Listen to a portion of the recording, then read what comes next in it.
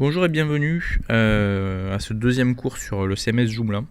Alors un cours qui sera relativement court d'ailleurs, hein, puisque nous allons essayer d'expliquer la manière dont les développeurs de Joomla ont géré la notion de contenu de site. C'est quelque chose d'important pour pouvoir mieux comprendre l'administration de ce CMS. Alors déjà, première des choses, Joomla est un CMS basé donc sur le PHP et les bases de données. Donc, ce qui veut dire qu'on est sur un système où l'on a d'une part la structure de site qui est gérée en HTML, d'autre part le contenu du site qui est stocké dans une base de données et affiché donc à l'intérieur de la structure par le biais de requêtes PHP. Et ensuite donc toujours le CSS qui est là pour gérer la mise en forme à la fois de cette structure et du contenu. Alors pour Joomla, si je prends un wireframe classique de site, comment ça fonctionne? On va avoir ici en partie centrale le contenu en fait principal du site, le contenu central. Et ensuite autour de ce contenu central, on a également des blocs qui affichent du texte. Donc, par exemple, on aurait ici un bloc qui afficherait le menu de navigation. Potentiellement, on aurait également en pied de site un menu pour les conditions générales de vente si on est sur un site de e-commerce, les mentions légales, etc., etc. On pourrait par exemple avoir ici une boîte qui va peut-être proposer une inscription à une newsletter. Potentiellement, on pourrait avoir ici un bloc qui permet à l'utilisateur de se connecter, donc un bloc d'identification. Pareil, peut-être qu'on aurait dans le header, je sais pas, une information, une phrase d'accroche, donc le titre du site et l'accroche, par exemple. Donc pour les développeurs de Joomla, on a plusieurs choses. Donc effectivement, ce contenu principal pour Joomla, c'est ce qu'on appelle le composant. Donc, le composant, c'est le synonyme, si vous voulez, pour eux, de contenu principal. Et tout ce qui va graviter autour de ce composant, mais qui va afficher également donc, du contenu, donc tous ces blocs-là, dans Joomla, c'est ce qu'on appelle des modules. Donc déjà, c'est important de comprendre ça. Donc vous verrez dans l'administration effectivement la notion de composant et la notion de module que vous pourrez gérer. Et au-delà de ça, vous verrez aussi le terme plugin, que je vais d'ailleurs également vous expliquer. Mais avant de vous expliquer ce que sont les plugins, déjà on va revenir sur la notion de composant. Parce que pour Joomla, on a plusieurs choses possibles concernant les composants. Alors déjà, le simple fait d'avoir une zone de contenu texte et image, c'est également le composant. Et dans Joomla, on appelle ça des articles. Donc un article, c'est à considérer comme un bloc de contenu texte traditionnel. Mais on a aussi, pour Joomla, dans la notion de composant, les fonctionnalités un petit peu spécifiques qui vont elles-mêmes pouvoir s'afficher dans cette boîte ici de contenu principal. Un exemple tout bête, si vous voulez mettre en place une boutique en ligne, vous allez être amené à afficher dans cette zone contenu principal peut-être la liste des produits que vous mettez en vente. Mais nativement dans Joomla, on n'a pas la possibilité de mettre ça en place. Il faut qu'on télécharge pour ça un composant de e-commerce. D'où le terme composant, qui permettra donc, ce composant de e-commerce, d'afficher dans cette zone de contenu principal votre boutique en ligne. Idem, on n'a pas par exemple de fonctionnalité forum sur un site Joomla, c'est pas implémenté d'office, mais vous pouvez très bien récupérer un composant de forum qui du coup s'affichera dans cette zone de contenu principal. Alors vous allez me dire, mais il n'y a pas grand chose en composant dans Joomla. Ben oui, effectivement.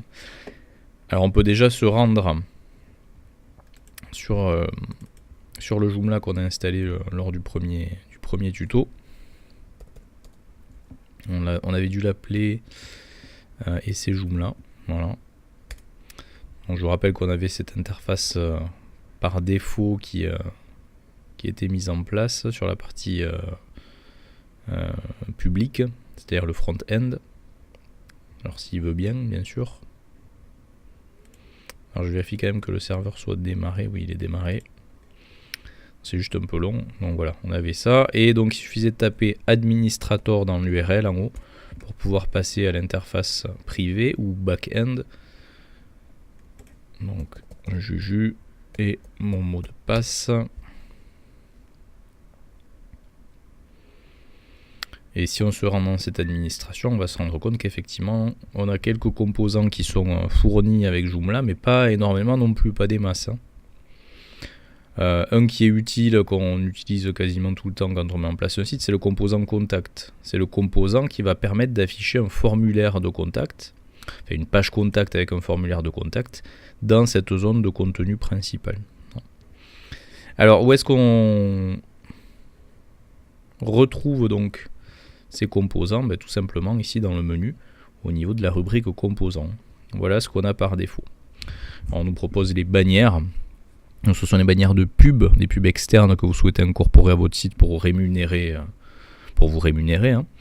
Vous avez la fiche de contact qui permet donc de mettre en place des formulaires de contact. Les fils d'actualité au sens fil d'actualité RSS.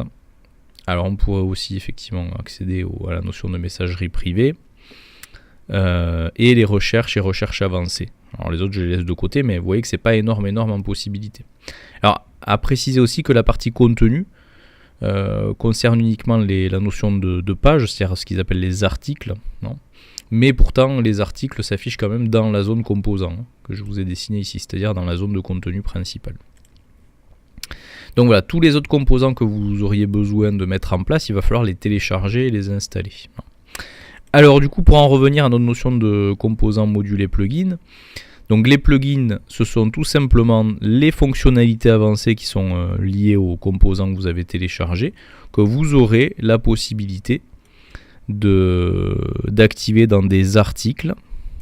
Alors, hop, j'essaie d'écrire article ici, hein, voilà, qui eux-mêmes apparaîtront dans le composant. Donc en gros, un plugin, c'est une fonctionnalité rattachée à un composant que vous pourrez mettre dans un article, c'est-à-dire à la base une page classique de texte. Donc voilà, ces trois notions-là qu'on aura à manipuler donc dans l'administration Joomla. Alors en ce qui concerne les plugins et les modules, vous avez ça dans la partie extension. Vous retrouvez les modules et vous retrouvez les plugins. Donc pour cet exemple-là, voilà, de wireframe, on aurait donc 1, 2, 3, 4, 5 modules à mettre en place. Hein, le module titre et accroche, le module menu, le module newsletter, le module identification et le module menu de pied de site. Donc on sera amené à gérer ça en passant donc par extension module. Et là c'est pareil, les modules, on en a quelques-uns qui sont proposés dans Joomla. Mais si on veut des modules un petit peu particuliers, un petit peu spécifiques, il va falloir aller les télécharger et les installer donc sur notre Joomla. De base, en module, qu'est-ce qui nous est proposé? Alors, je vais cliquer sur le bouton nouveau, mais je reviendrai sur comment gérer des nouveaux modules. Là, c'est juste pour vous montrer le type de module disponible dans Joomla. C'est pas énorme non plus. Enfin, beaucoup plus en tout cas de modules que de composants. Mais... Donc, vous avez le module article archivé qui vous affiche donc un calendrier mensuel des articles archivés.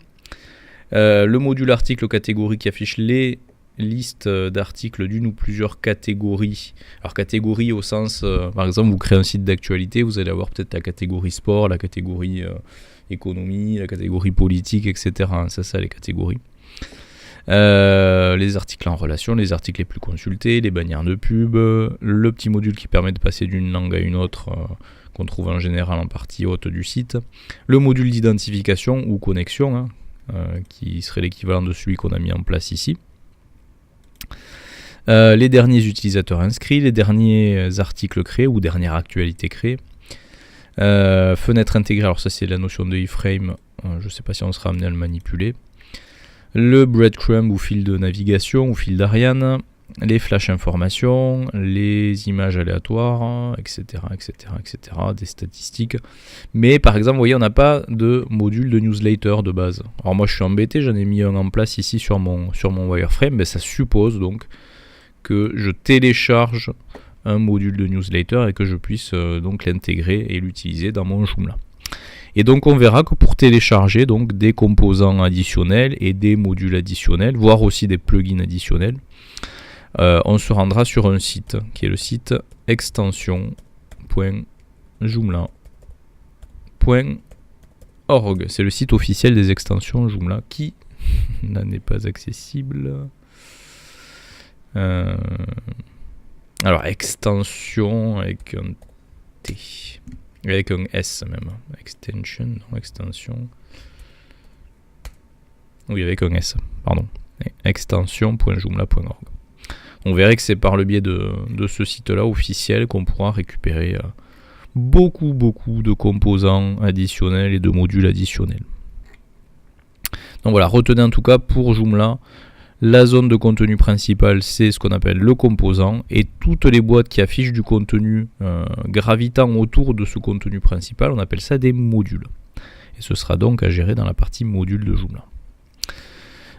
Donc voilà, prochain cours, on va apprendre à mettre en place donc une esthétique de front-end, d'interface publique pour Joomla, même avant d'avoir encore travaillé dans l'administration et d'avoir géré le contenu du site.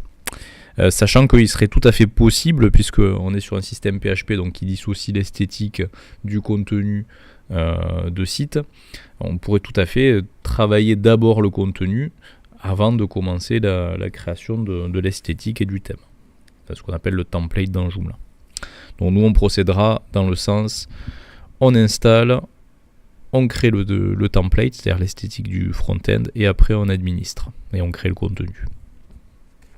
Donc voilà, j'espère que ça aura été suffisamment clair, et on se retrouve très bientôt pour une nouvelle vidéo sur le CMS Joomla.